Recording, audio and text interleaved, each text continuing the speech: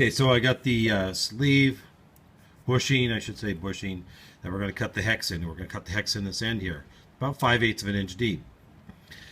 What I've done is I set up a 6 hole bolt pattern for the corners, so that the edge of the end mill will be at the right spot, you know, as far as the edge goes. I made a draw. I should. Let me zoom out here. Here's a drawing I made, and the little circles are the tool, and then there's this inner circle is the bolt hole diameter. So each one of those circles represents a point around as a bolt hole around the hex.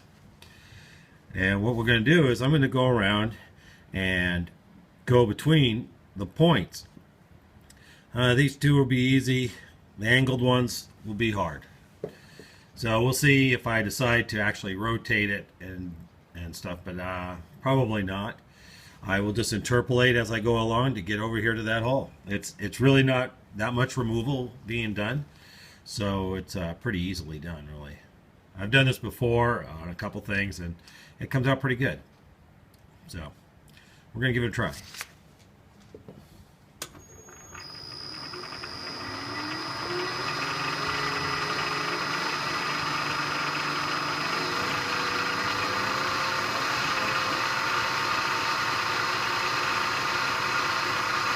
So I'm on position 1, hole number 1. We're just going to go straight on down in there.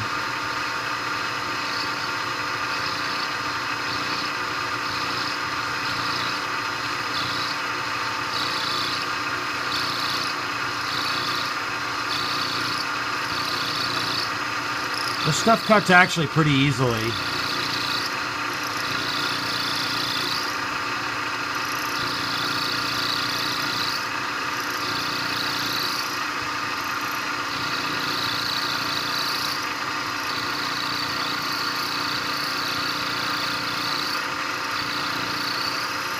There we go, we're just through it.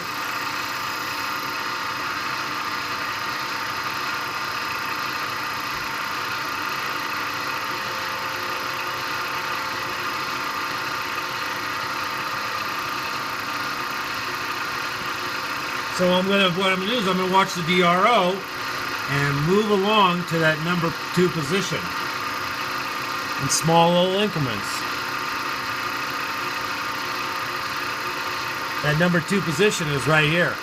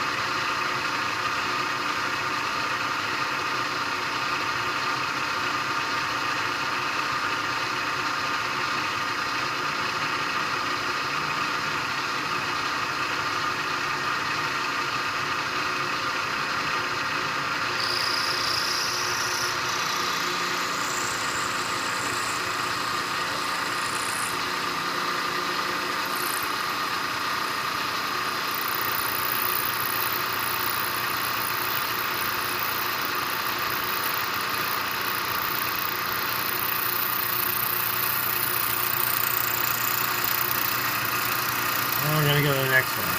The next one is actually straight over, so that makes it easy on these.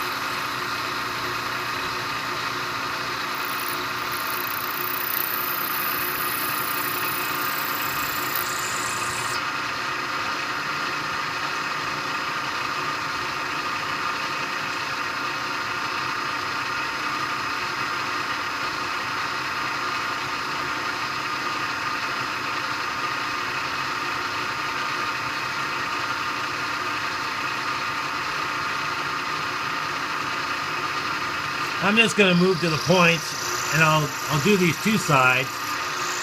And I'm going to look at it. I'm probably just going to file it out because it's not very much.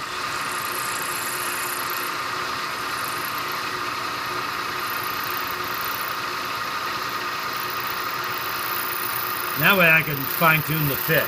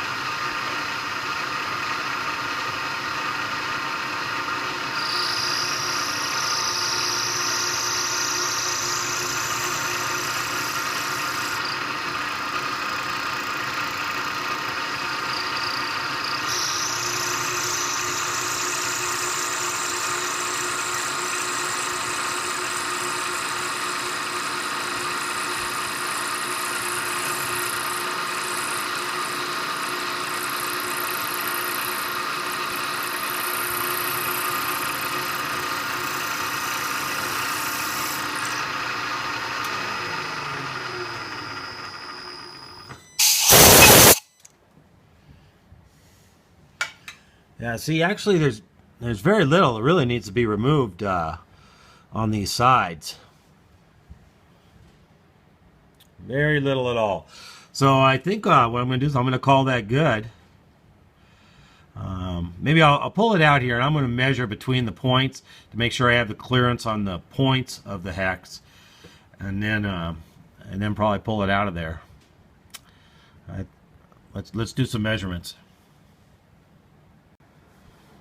Okay, I'm going to measure between the two that I went straight across on and see what those are, to see if we have to make an adjustment, I can make a little bit of an adjustment.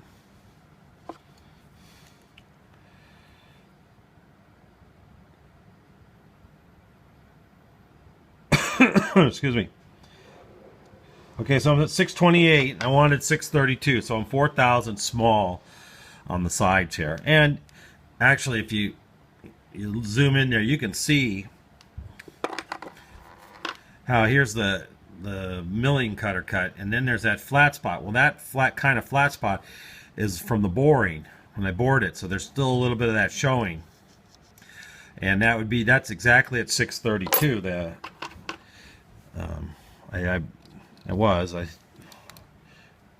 We'll measure that again.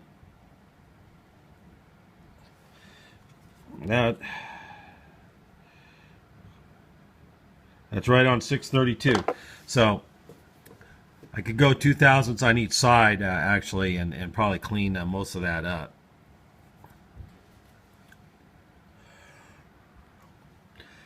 Then if you look, you see that spot right here. That's how much is showing on that side where I didn't go across. So I think I'm going to go back over. I'm going to adjust 2/1000ths on each side, clean those up.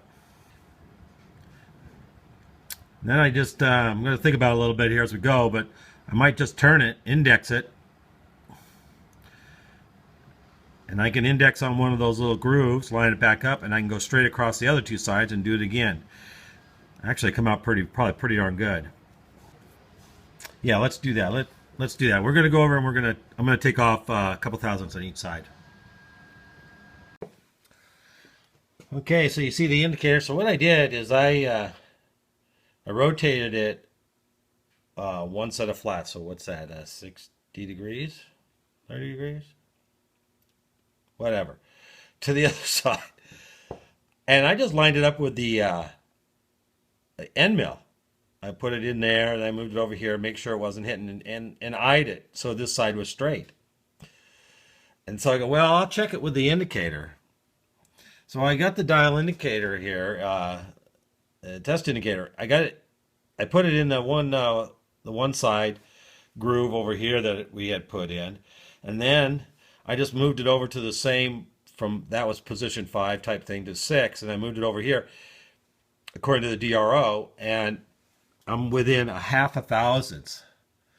So I think I'm pretty straight, and I think I'll do that again for the next sides, and we'll just see how it comes out.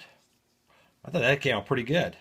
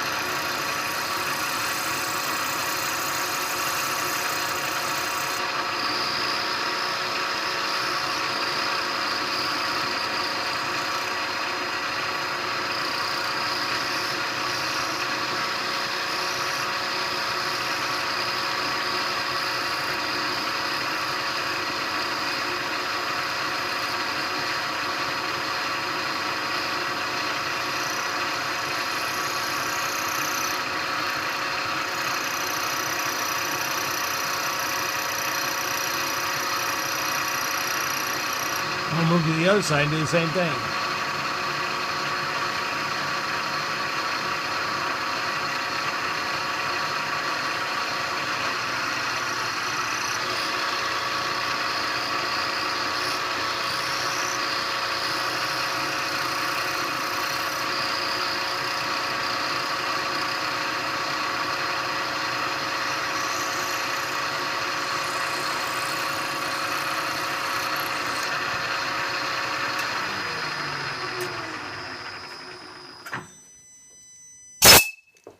Well, that's loud. Oh, yeah. That looks pretty good. So I'm going to rotate it again, and we'll do the last set of sides. Okay, I got it lined up here. You'll see that that's at 0 at 0.6 type thing, and then I just move over, and it will go to 0.5.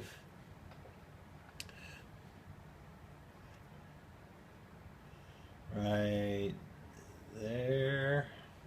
Right there, we're back to 0. So, looks like we're lined up again, and we'll do this last side.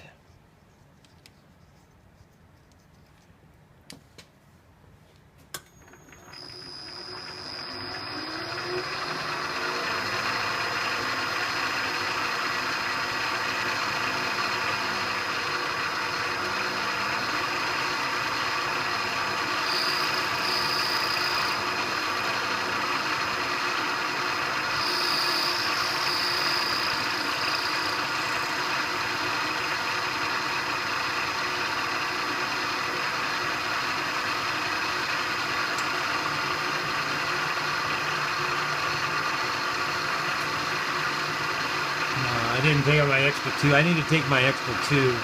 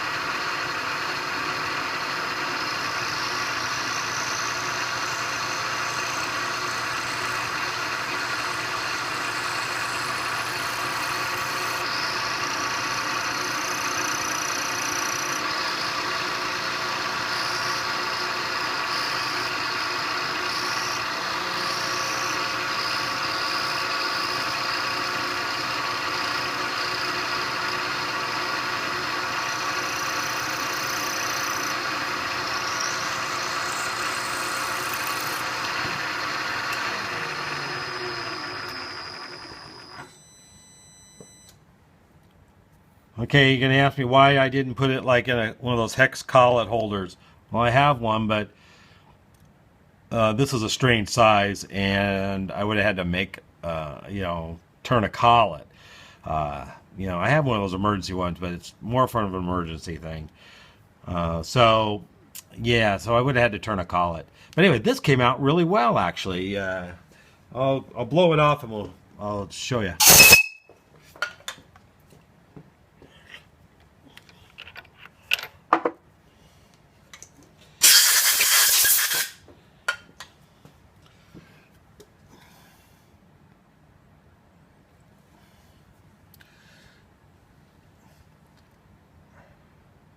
Actually, look at that. I mean, I'm impressed. That actually came out very well. And you can just see the little mark in the middle there of that side, right? Well, each side has that. That's the 632 mark from the boring, and it's just barely there. That one has a little bit more, but anyway, you know, I think we're really close, and I'm gonna have to do a little file cleanup. But that looks phenomenal. Another use of the DRO bolt circle function. All right, so what I'm going to do is I'm going to disassemble the lathe a little bit there so we can test this out. Okay, I got you turned around here, and I took this loose. That holds the lead screw. This is the carriage feed drive, and then this is just the control shaft. Now all this does, this shaft does not rotate. I mean, other than the 15 degrees you need, 20 degrees you need to do to control the lathe to flip the switches. The sleeve we made only slides on here, so there's really there's not that much like a friction or anything. So let's see, this is the first try here. Well, that part fits, huh? Let's see here. Okay, so we're a little small. Well, small is good. That's good. That's better than big.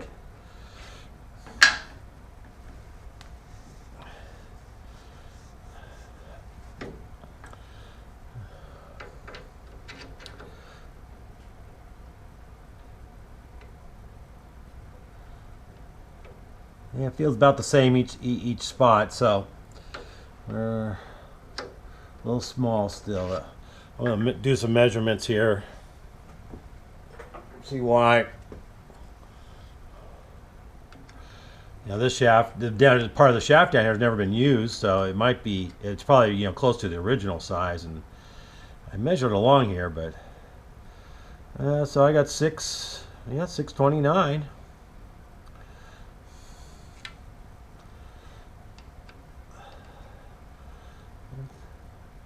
629. It's probably the points. Now the points I think are too small anyway, so I need to run a little triangular file in there anyway because of the curvature of the end mill. I ran the smallest end mill that I had, that I thought would work for that depth and everything, cutting material. I do have an 1/8 inch one, but it wasn't long enough. This is about 715. Some places I measured it was 718, and that's what I figured on, 718 at least as a little extra. 715. Yeah, I mean when I measured it was like 715, 716. So I was always figuring everything at 718 at least. So let me swing it around and we'll measure the hex on the bushing.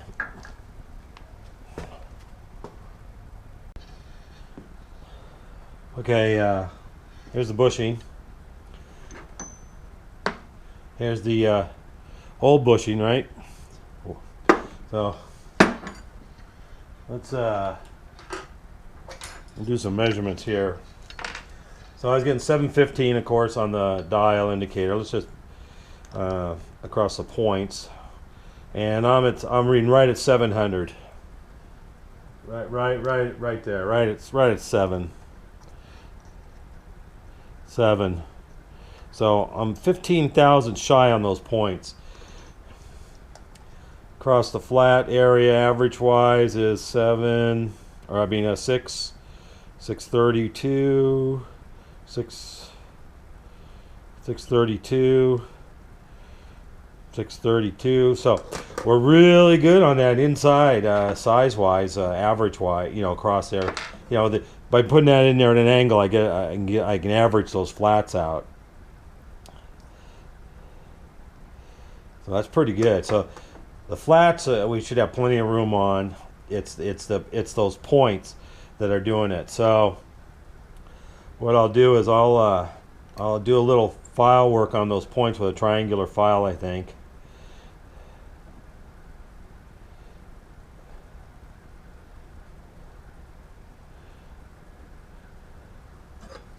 Let's do a little more accurate here. Oh, that doesn't seem right. Oh, it slipped.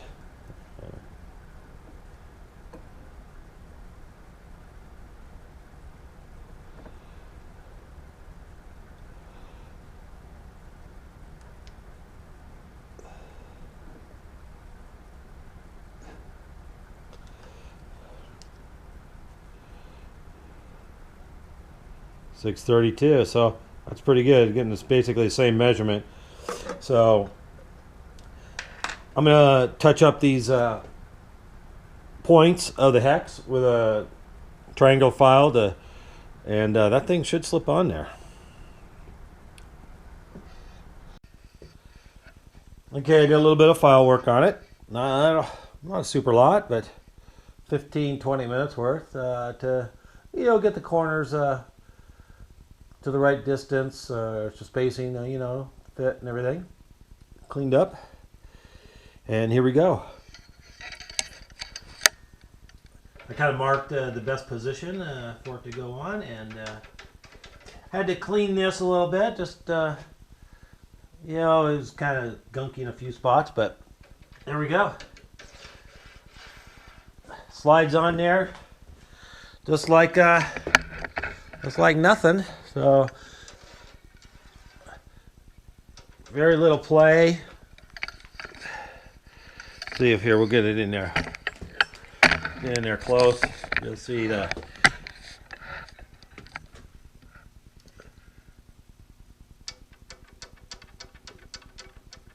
few degrees, maybe a couple degrees if that. That's going to be just perfect, just fine. So anyway, so we're ready to press it into the handle and actually give her a test. So I'm just gonna show you guys what I'm doing here before I press that in.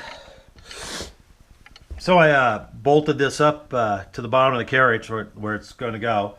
Down at that other end, here's the handle here. Move that out of the way. Here's the handle for the other control handle I put on.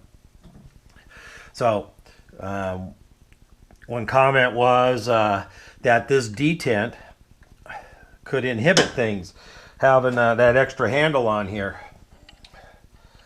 Well, in actuality, the detent, most of it is really from the switches and the camo the mechanism of the linkage. You can hear it, and it's very positive, and that's what holds it in place. This here is like nothing. The slot on this is a little bit worn, which I could fix up. I think I showed you that before, and the amount that this handle goes in there is like 32nd of an inch. I probably should make a whole new one, but the other linkage is what holds it in place. So I'm going to put what I'm going to do is, so I got the bushing just slid up in here, and what I'm going to do is rotate this all the way. There's a couple of degrees of turning, right? A little play in it. So I'm going to rotate it to the downside all the way. Take that backlash type of thing out, right? The play out. I'm going to hold it here in the position in the slot that should sit in.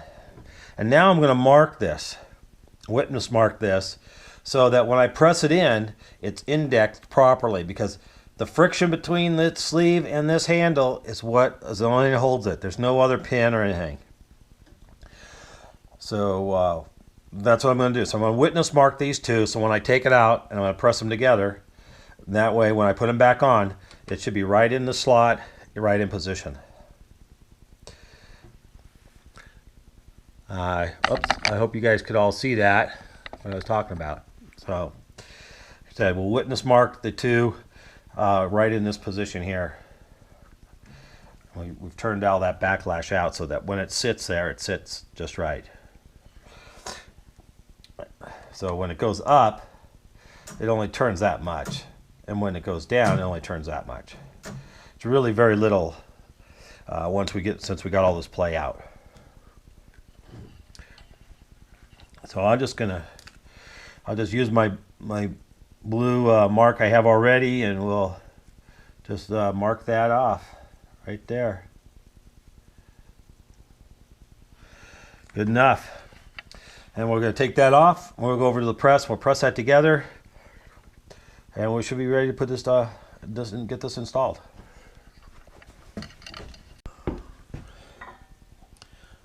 All right, I've got my witness marks up here, lined up. We're gonna just press this together. Should go hopefully pretty smoothly.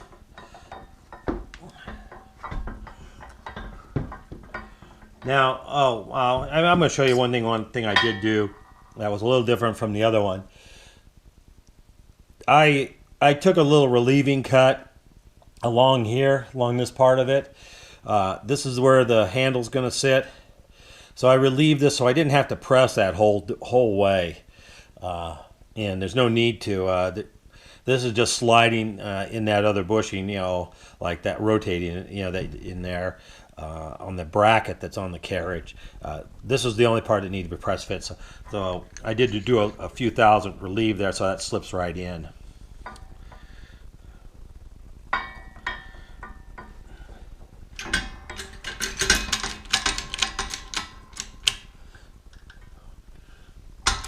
Should go right in. Yeah, nice and easy.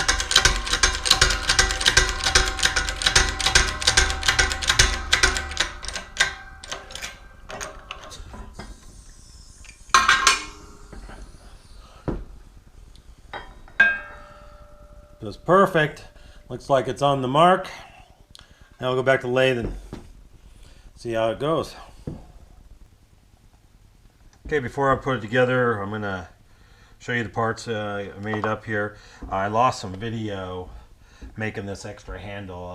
I know the threading part, this is a 1/2 inch 20. I did lose that part of video. Here's the nice Delrin handle. That came out really sweet, and a stainless shaft. And I didn't make any video of making the nut. I actually did that over on the Logan lathe anyway, and I just, it's just 1/2 20. I had a piece of hex stock, and just made a jam nut that goes right on there. But this nice little shaft came out really nice. It works perfect. I was using it there to make the other part, so thought I'd show you that. This is the other handle. This is the sleeve. Came out just beautiful as far as surface finish and everything goes, and size. I did end up, doing a little bit of filing, but I kind of figured I did because I'm using a round cutter. So you're not going to take out all that corner. So I had to, do a little bit of filing to get those corners just right and everything. But it came out perfect. Fits really nice. Pressed in just real nice. So we're pretty much ready to go over there and put it back on. So yeah, this part here I was talking, it's pretty worn and worn off. Actually, it probably needs to be a little welded up and fixed. It could be fixed up pretty easily, but I think I'm going to leave it this way, and you'll see why when I put it all together there, how this really doesn't affect anything. It's so minor. And I'm just going to leave a little gap here for now when I put it together. So the build came out, the repair and build and everything of the parts came out great. So let's go put it together and give it a test.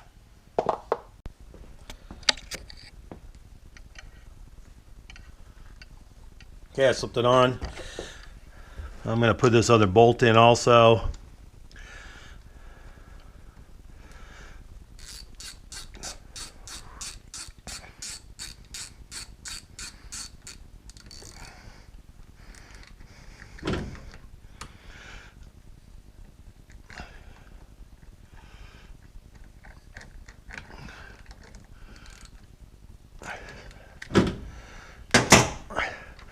That's going to slip right in there.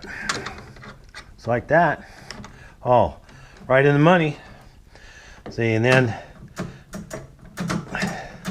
that's the other thing. I can just leave this backed off of there a little bit too if I want. See, I don't have to have it right up against there. I can back this off if I want. See, so it's not in the notch, which is really no big deal. There's plenty of room on this backside. There's a collar that goes on there, which I'll have to slip on, that holds this in position. And yeah, shoot, I could put a spacer collar in there even. Now that I look at this, you know, so whether it's in there or not, it's really not gonna matter because this thing will pop out. It's not in there that tight. I mean, it hardly goes in it at all, that notch. So maybe I'll do that. Maybe I'll make a little, well, we'll put the collar on and we'll give it a test of how much space I want in there. But that's, look at that. That is going to be very nice. Then now we got 2 inches of play. Oh, now we got about 2 inches in here of room. Instead of it was hitting and having to hit that every single time down here on the tray. So I think we fixed it. That looks pretty good. And I'm not even gonna use this detent. There's no need for it. And we'll put the other end of the lathe here back together. Well, I got to slide this back off, so I put that ring on there, and then we'll give her a test. I think it's going to work out just wonderful. Good repair. Okay, you guys. Oops, I dropped the mic. So, yeah, that was a sweet repair. And modification with that extra handle is very nice. So let me finish putting it back together and we'll give her a test. Okay, got that end together. This end together, and you can see there's this lock ring up underneath here to position that against there. And the handle on. I'm just gonna hold the camera. We got the tack on over there. So handle here. That's reverse.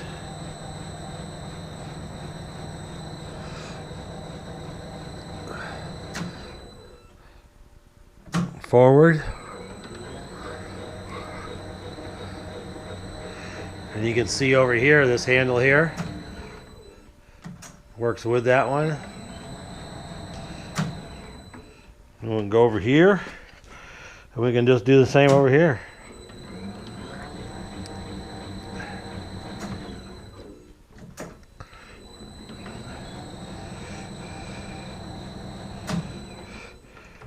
Works great.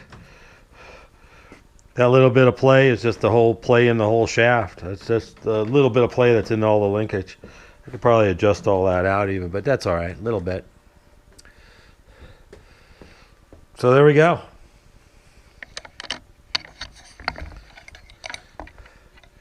There you go, a little selfie.